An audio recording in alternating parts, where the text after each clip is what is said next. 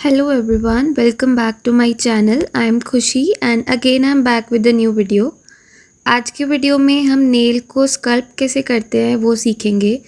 आज हम nail forms की हेल्प से स्कल्पचर क्रिएट करेंगे जिसके अंदर हमें टिप्स की नीड नहीं होती।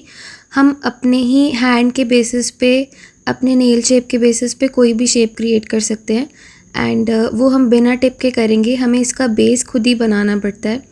तो सबसे पहले यहाँ पे मैं नेल को प्रेप कर रही हूँ, जिसके लिए मैंने यहाँ पे क्यूटिकल पुश करने के लिए ड्रिल मशीन का यूज़ किया है। मैंने एक पॉइंटेड बिट ली है, ये सेरामिक बिट है और इस बिट की हेल्प से कोई भी हीट ज़्यादा प्रोड्यूस नहीं होती, तो आपके नेल पे भी हीट नहीं लगेगी अगर आपका नेल वीक है या सेंसिटिव है। तो ये मैंने अमेज़ॉन से लिए थे, इसका लिंक जो है मैं डिस्क्रिप्शन में मेंशन कर दूँगी, तो आप वहाँ से भी इस लिंक पे विज़िट कर सकते हो।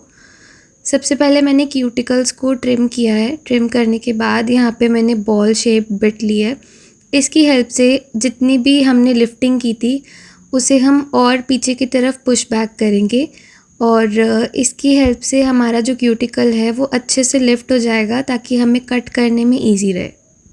यहाँ पे मैंने दोनों डायरेक्शंस में बिट की रोटेशन को यूज़ किया है।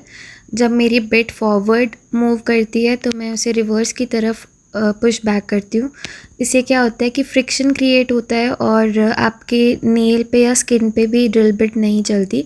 जिस भी डायरेक्शन में आपकी बिट रोटेट कर रही है, आपको हमेशा उसकी ओपोजिट डायरेक्शन में ही बिट को चलाना है। अगर आप इसकी बार बार प्रैक्टिस करोगे तो और भी ईजी हो जाएगा। और अगर आप वीडियो में देख पा रहे हो तो मैंने लिटिल फिंगर की हेल्प से अपनी फिंगर्स को सपोर्ट दिया हुआ है ताकि जो बिट है वो मेरे हाथ से फिसल ना जाए। अब हमने जितनी भी लिफ्टिंग की थी क्यूटिकल कटर की हेल्प से हम उसे कट कर देंगे और ये वाला स्टेप बहुत ध्यान से करना होता है। अगर आप बिगिनर हो और आपको ड्रिल मशीन यूज़ करनी नहीं आती तो आप नॉर्मल तरीके से क्यूटिकल कट कर सकते हो, और अगर आप ड्रिल मशीन का यूज़ कर रहे हो, इस टाइप से स्किन लिफ्ट कर रहे हो तो बहुत ध्यान से अपने क्यूटिकल्स को कट करना होता है, अदरवाइज़ ब्लीडिंग भी हो सकती है।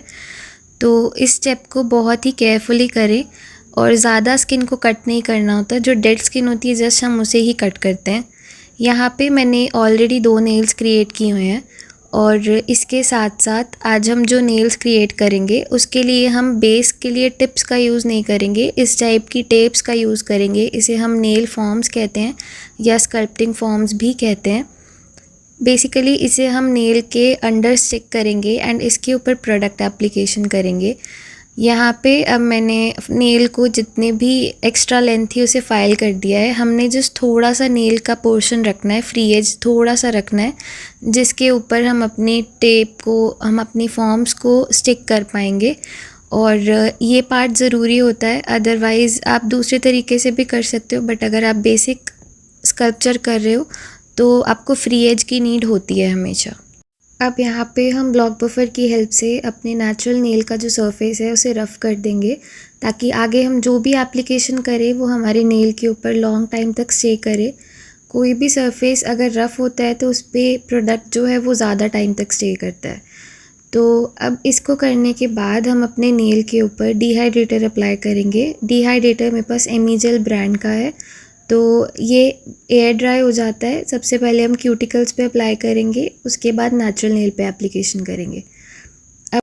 अब यहाँ पे हमारा मेन पार्ट आता है कि हमने इन फॉर्म्स को अटैच कैसे करना है, क्योंकि जब भी हम इस टाइप के फॉर्म्स को, टेप को यूज़ करते हैं तो हमें समझ नहीं आता या हमारी जो टेप है वो बार बार उतरने लग जाती है। और नेल कर्व होता है, कईयों का नेल फ्लैट होता है, उसके अकॉर्डिंग हमने फॉर्म्स को कैसे एडजस्ट करना है वो भी मैं आपको बताऊंगी। सबसे पहले अगर आप इनके नेल को देखो तो पीछे से ये नैरो है एंड फ्रंट से आते आते वाइड हो जाता है, और मैंने आपको उठा के भी दिखाया है। तो अगर हम इसको उठा के देखें तो ये फ्लैट में जाता है। अगर किसी का नेल कर्व में होता है तो हम डायरेक्टली फॉर्म्स को अप्लाई कर सकते हैं। अगर ये फ्लैट है तो इस टाइप से इसके अंदर जो ओवल शेप का स्टिकर था उसको हम कट कर देंगे। जहाँ पे हमारी ये लाइंस मेंशन्ड है बिल्कुल स्ट्रेट कट करेंगे और इसको हम अपने फॉर्म के नीचे चिपका देंगे ताकि हमारे जो नेचुरल नेल था वो थोड़ा सा स्क्वायर शेप में फ्रंट से थोड़ा सा वाइड जाता था और फ्लैट में जा रहा था। तो इसकी हेल्प से क्या होगा, हमारे नेल के अकॉर्डिंग ही हमारी फॉर्म जो है वो शेप ले लेगी। हमें ज़रूरी नहीं है कि कर्व नेल पे ही फॉर्म अटैच होगी। इस टाइप से मैंने इसे अंदर स्टिक कर दिया है। अब आपने ध्यान देना है कि जब भी हमने इसे स्टिक करना है तो ये लाइन टू लाइन जाए।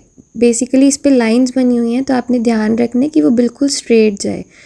यहाँ पे मैंने दोनों कॉर्नर को अटैच कर दिया है। इक्वली आपको इसको चिपकाना है और जस्ट आपने फ्रंट से ही थोड़ा सा प्रेस करके लगाना है।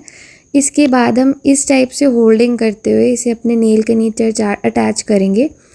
और आप देख रहे हो, अगर आपने पहले भी स्कल्पटिंग की है तो आपको पता होगा कि जो हमारी फॉर्म्स हैं वो कर्व नेल के अकॉर्डिंग एडजस्ट हो जाती हैं। बट इस टाइप से अगर नेल फ्लैट हो तो नहीं होती, लेकिन अगर आप इस तरीके से करोगे तो आपकी जो टेप है वो अच्छे से स्टिक हो जाएगी और जब तक आप पूरी एप्लीकेशन करोगे ये फॉर्म नहीं उतरेगी। और जो कॉर्नर्स वाले पार्ट हैं वो भी अच्छे से कवर हो गए हैं एंड जो हमारा स्कल्पटिंग फॉर्म है वो भी अच्छे से स्टिक हो गया है। मैंने इसे फ्रंट से पिंच कर दिया है अच्छे से ताकि ये हिले ना काफ़ी देर तक, और मेरी एप्लीकेशन भी है जो वो स्मूथली डन हो जाए। अब यहाँ पे मैं एमी जेल का ही प्राइमर अप्लाई कर रही हूँ। ये एयर ड्राई हो जाता है और इसे हम नेचुरल नेल पे ही अप्लाई करेंगे। अब डिहाइड्रेटर ने क्या किया था, हमारे नेल पे जितनी भी हाइड्रेशन थी उसे हटा दिया था। और प्राइमर क्या करता है, हमारे नेल और हमारे एक्सटेंशंस के बीच में एक बॉन्ड क्रिएट करता है, बेसिकली एडहेशन प्रोवाइड करता है। यहाँ पे मैंने शिल्स का फाउंडेशन लिया है। जो मेरा प्राइमर था वो एयर ड्राई हो जाता था, इसलिए उसको मैंने ड्राई होने के लिए छोड़ा कुछ सेकंड्स के लिए। यहाँ पे मैंने नेचुरल नेल के ऊपर बेस कोट की एप्लीकेशन की है। अब बेस कोट एक बैरियर की तरह काम करता है हमारे प्रोडक्ट और हमारे नेचुरल नेल के बीच में।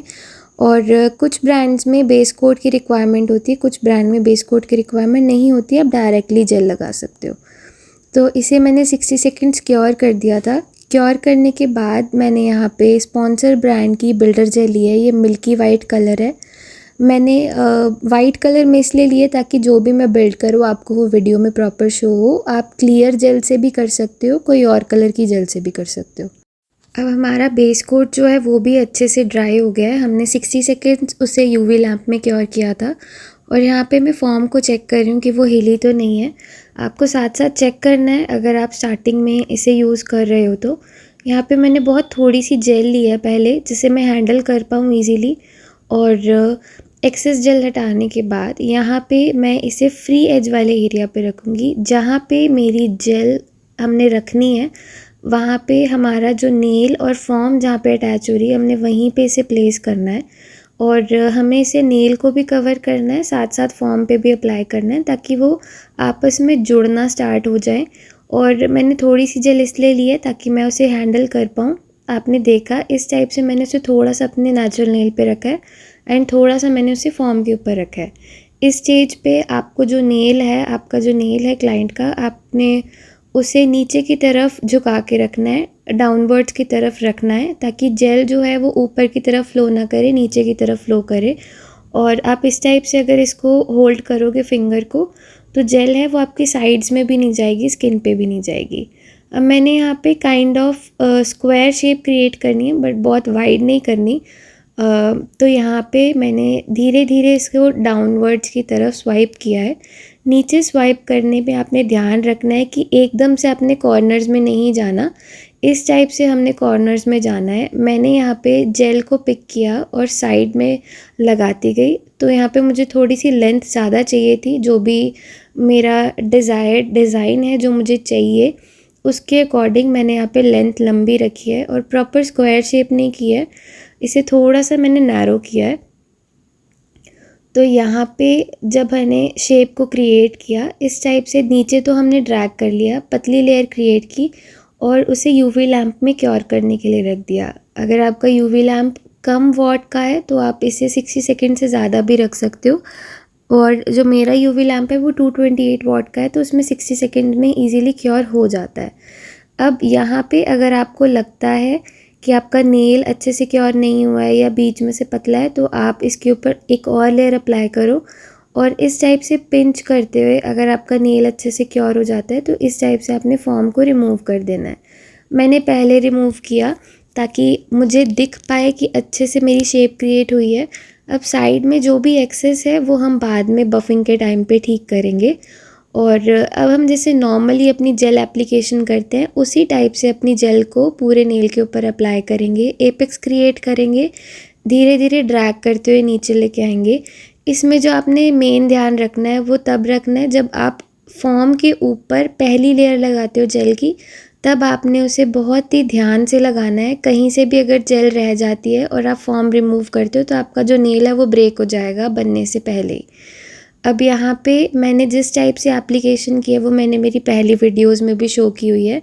अगर आपने नहीं देखी तो मैंने ऊपर लिंक मेंशन कर दिया और डिस्क्रिप्शन में भी मेंशन किया हुआ है, आप वहाँ पे देख सकते हो। इस टाइप से मैंने एपेक्स क्रिएट किया है। नेल को मैंने उल्टा कर दिया था ताकि जितनी भी जेल है वो सेंटर में आ जाए और एपेक्स जो है अपने आप बन जाए। तो इसे भी मैंने लैम्प में क्योर कर दिया है और एसीटोन की हेल्प से मैं इसकी जो टैकी लेयर थी, इसकी जो स्टिकी लेयर थी, उसे क्लीन कर दूंगी अच्छे से। स्टिकी लेयर को क्लीन करने के बाद हम इस पर बफिंग स्टार्ट करेंगे। तो बफिंग में मैंने यहाँ पे कुछ स्टेप्स बताए हैं जिसकी हेल्प से आप बहुत जल्दी और बिल्कुल इक्वल तरीके से इसे बफ़ कर सकते हो। तो सबसे पहले मैंने यहाँ पे शेप को जो है वो ठीक किया है और मैंने बफर नीचे की तरफ नहीं चलाया है। अगर आप देख पा रहे हो तो मैंने साइड्स में बिल्कुल स्ट्रेट तरीके से इसको चलाया है और अपनी फिंगर्स की हेल्प से साइड वॉल्स को प्रोटेक्ट किया है ताकि जो भी मेरा मॉडल है उनकी स्किन पे बफर ना चल जाए और उनको पेन ना हो। तो इस टाइप से मैंने सीधा सीधा बफर चलाया है, नीचे की तरफ नहीं चलाया है। इसकी हेल्प से क्या होगा, आपकी जो साइड्स हैं, जो विड्थ है उसकी ज़्यादा लगती है, ऐसा लगता है कि साइड पे बहुत प्रोडक्ट है, तो इसकी हेल्प से वो प्रोडक्ट जो है वो कट जाएगा, ट्रिम हो जाएगा। अब इसके बाद मैं बफ़र को नीचे की तरफ चला रही हूँ। मैंने अपने नेल का जो मेरा नेचुरल नेल था उसकी गाइडलाइन लेते हुए इसे बिल्कुल स्ट्रेट क्रिएट किया। ये हमारी स्क्वायर नेल शेप के लिए बहुत इजी रहता है अगर आप स्क्वायर शेप बना रहे हो तो। जहाँ से मेरे जो नेचुरल नेल है बिल्कुल उसके साथ स्ट्रेट हमने बफ़र चलाना है, बट नीचे की तरफ चलाना है। तो उससे क्या होगा, आपकी स्क्वायर शेप बस 2-3 बार बफ़र चलाने से ही क्रिएट हो जाएगी। और प्रोडक्ट कभी भी एक्सेस नहीं होना चाहिए आपके नेल पे, या बहुत कम नहीं होना चाहिए, अदरवाइज़ आपको बफिंग में दिक्कत आएगी। अगर ज़्यादा प्रोडक्ट होगा तो आपको बफ़ करने में बहुत टाइम लगेगा, प्लस क्लाइंट को भी पेन हो सकती है अगर स्किन पे चला गया तो। और अगर प्रोडक्ट जो है बहुत कम होगा तो हमारा जो नेल है वो वीक हो जाएगा और ब्रेक होने के चांसेस ज़्यादा रहेंगे। तो अगर आप बिगिनर हो तो आप सबसे पहले प्रोडक्ट एप्लीकेशन पे फोकस करो, उसके बाद आप स्कल्पचर क्रिएट कर सकते हो। और अगर आपको ऑलरेडी एक्सटेंशंस आती हैं तो आप बहुत इजीली स्कल्पचर जो है वो क्रिएट कर पाओगे।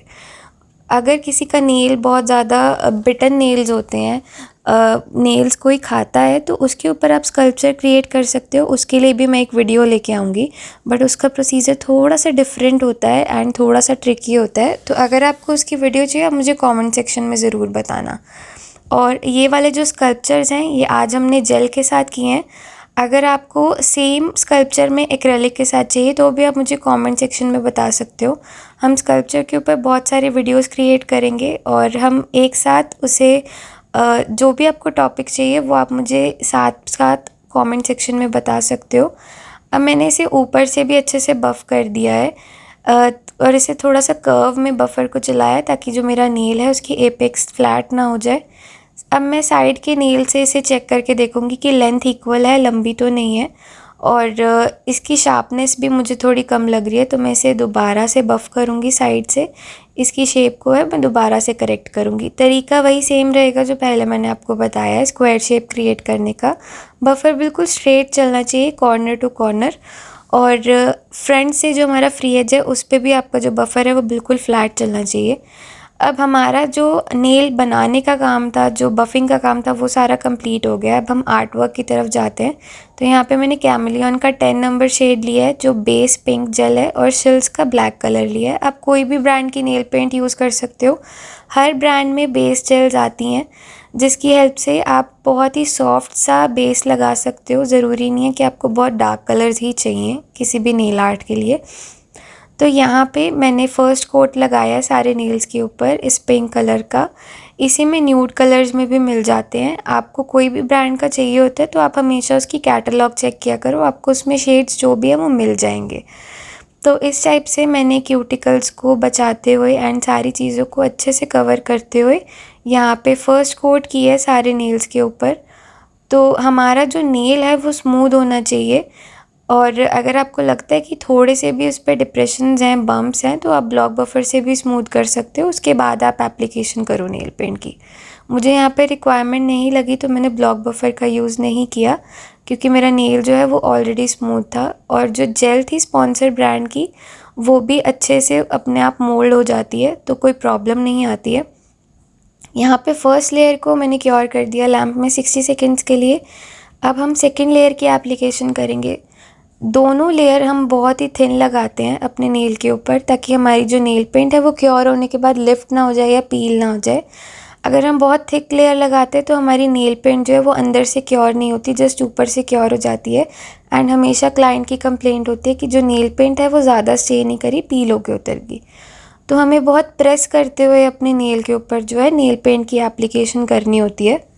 एंड हम 2 लेयर्स इसलिए करते हैं, 2 से 3 लेयर, ताकि जो कलर है उसका पिगमेंट अच्छे से आ जाए। अगर नेल पेंट बहुत ज़्यादा पिगमेंटेड है तो आप सिर्फ 1 लेयर करके छोड़ सकते हो। यहाँ पे मैंने इसे लैम्प में क्योर कर दिया 60 सेकेंड्स के लिए। और यहाँ पे मैं मैट टॉप कोट अप्लाई कर रही हूँ शिल्स ब्रांड का। कोई भी ब्रांड का आप यूज़ कर सकते हो। मैट टॉप कोट अप्लाई करने का मेरा रीज़न ये है कि मुझे इसके बाद जो भी आर्ट वर्क क्रिएट करना है उसके लिए मुझे ब्रश का यूज़ होगा, और मैंने बहुत फाइन लाइंस क्रिएट करनी है। तो मैट टॉप कोट पे क्या होगा, मेरा जो ब्रश है वो फिसलेगा नहीं, बहुत इजीली ड्रैग हो जाएगा, क्योंकि सरफेस जो है वो थोड़ा सा रफ़ में जाएगा। और मैट टॉप कोट करने के बाद भी हम इसे क्योर कर देंगे लैम्प के अंदर। क्योर करने के बाद हमने इसके ऊपर एब्स्ट्रैक्ट फ्रेंच क्रिएट करनी है। नॉर्मल फ्रेंच तो हम यूजुअली बनाते हैं, बट यहाँ पे मैंने पिंटरेस्ट पे एक डिज़ाइन देखा था, उसमें वाइट कलर की एब्स्ट्रैक्ट फ्रेंच थी, कुछ लाइंस क्रिएटेड थी और वो बहुत अच्छी लग रही थी। एंड उसके साथ एसेसरी प्लेसमेंट थी, बट मुझे थोड़ा सा बोल्ड लुक क्रिएट करना था विद लाइट बेस कलर, तो मैंने यहाँ पे ब्लैक कलर का यूज़ किया है। अब हमारा जो मैट टॉप कोट था वो अच्छे से क्योर हो गया है। और यहाँ पे मैंने शिल्स का 15 mm का ब्रश लिया है। ये थोड़ा सा लॉन्ग ब्रिसल्स है एंड बहुत फाइन ब्रश है। तो लॉन्ग, जब भी आपने फ्रेंच बनानी हो या लाइंस क्रिएट करनी हो या वेवी लाइंस बनानी हो, आप हमेशा लॉन्ग ब्रश की हेल्प से बनाओ, ताकि आपको ब्रश को ड्रैग करने में ईजी रहे। अगर लंबा ब्रश होता है तो उसकी हेल्प से हमारा जो आर्ट वर्क है, जो फ्रेंच है, वो बहुत ईजीली ड्रॉ हो जाती है। और अगर आप छोटा पॉइंटेड ब्रश लेते हो तो आपको बहुत स्ट्रगल करना पड़ता है फ्रेंच को लेके। तो यहाँ पे मैंने जस्ट बेसिक फ्रेंच की आउटलाइन बनाई है फ्री एज को कवर करते हुए, और इसके अंदर मैं कुछ इस टाइप से कर्वी लाइंस क्रिएट करूँगी। कर्वी लाइंस आप किसी भी तरीके से क्रिएट कर सकते हो, बस आपको ध्यान रखने की बहुत ज़्यादा थिक ना हो और ये थोड़ी सी पतली ही हो, लाइक ऐसा लगे कि वो फ्लो करते आ रही हैं नेल के ऊपर। तो उस टाइप से आपका जो भी आर्ट वर्क है वो बहुत ही ज़्यादा एलिगेंट लुक देगा, बहुत ही ज़्यादा अच्छी लुक देगा। तो इस टाइप से जितनी भी लाइंस थी वो हम क्रिएट कर लेंगे। अगर आप चाहो तो आप नेल का स्क्रीनशॉट ले सकते हो, ताकि आप अगर इसे ड्रॉ कर रहे हो तो आपको ड्रॉ करने में ईजी रहे। अगर आप मेरी वीडियोस देख के कोई भी आर्ट वर्क क्रिएट करते हो तो आप मुझे इंस्टाग्राम पे टैग करके पिक्चर ज़रूर डाल सकते हो।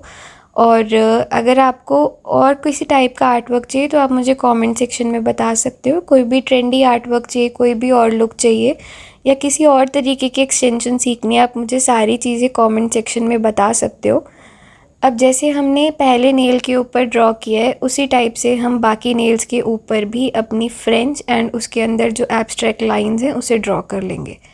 अगर आप चाहो तो आप कोई सिंपल नील आर्ट भी कर सकते हो इसी टाइप के स्कल्पचर क्रिएट करके, तो वो भी इसके ऊपर अच्छा लगेगा, या आप डायरेक्ट नेल पेंट लगा के भी छोड़ सकते हो। अगर आपको आज की वीडियो से थोड़ी भी हेल्प मिल रही हो तो प्लीज़ आप इस वीडियो को लाइक ज़रूर करना, सबके साथ शेयर करना। मेरी पहली वाली वीडियोस भी चेकआउट करना, उसमें भी मैंने बहुत सारी टेक्निक्स बताई हैं। और अगर आपको कोई भी और डाउट है तो आप मुझे इंस्टाग्राम पे मैसेज कर सकते हो कोर्स के रिगार्डिंग। जो भी नंबर है वो स्क्रीन पे मेंशन्ड है, एंड मेरी इंस्टाग्राम आईडी भी स्क्रीन पे मेंशन्ड है। अब इसे हमने क्योर कर दिया जो भी आर्ट वर्क था, और यहाँ पे मैंने विनीमे का टॉप कोट यूज़ किया है। मैंने ये लास्ट वीडियो में भी दिखाया था, काफ़ी अच्छा टॉप कोट है और बहुत अच्छे से ये नेल को लेवल में ले आता है। अगर आपको कोई भी टॉप कोट लेना तो आप इस ब्रांड का ले सकते हो। बहुत अच्छी तरीके से ये नेल को जो है वो फ्लैट कर देता है। अब यहाँ पे हमारी जो लुक है वो कंप्लीट हो गई है, और आप आई होप आपको वीडियो पसंद आई होगी। अगर आपको वीडियो अच्छी लगे तो प्लीज़ मेरे चैनल को सब्सक्राइब ज़रूर करना और आप इस नेल आर्ट को ट्राई ज़रूर करना और मुझे टैग करके भी बताना, कमेंट सेक्शन में भी बताना कि आपको जो नेल आर्ट है वो कैसा लगा और स्कल्पचर्स है वो कैसी लगी। Thanks for watching.